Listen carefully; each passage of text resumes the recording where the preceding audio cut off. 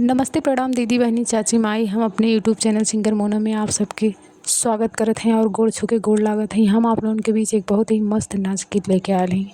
आप लोग गीत के पूरा सुनिए और कमेंट करें कैसा लगा।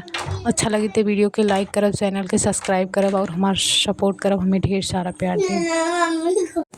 बड़ी निक लागले बेलिया तोहरी पाती हो, बेलिया तोहरी पाती हो, जवने डर कटैला वो न हो छोटी नदी, जवने डर कटैला वो न हो छोटी नदी।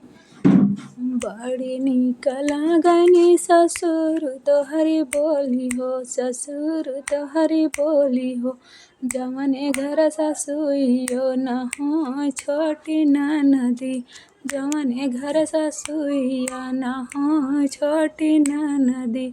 बड़ी निक लागनी बेलिया तोहरी पाती हो, बेलिया तोहरी पाती हो, जवने डर कटैलवा न हो छोटी नदी, जवने डर कटैलवा न हो छोटी नदी।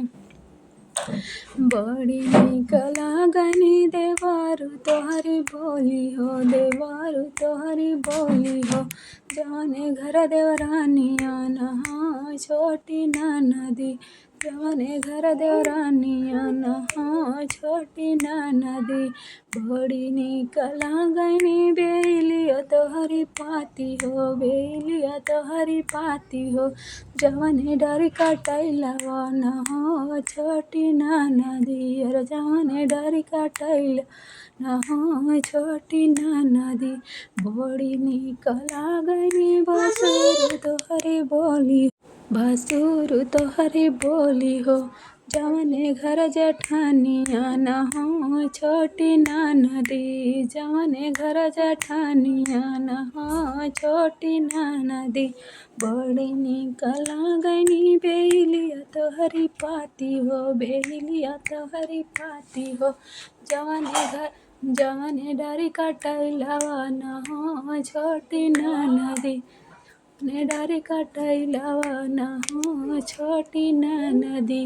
बड़ी निक लागनी सजन तोहरी बोली हो, सजन तोहरी बोली हो, जवने घर नदिया न हो छोटी नदी, जवने घर नदिया न हो छोटी नदी।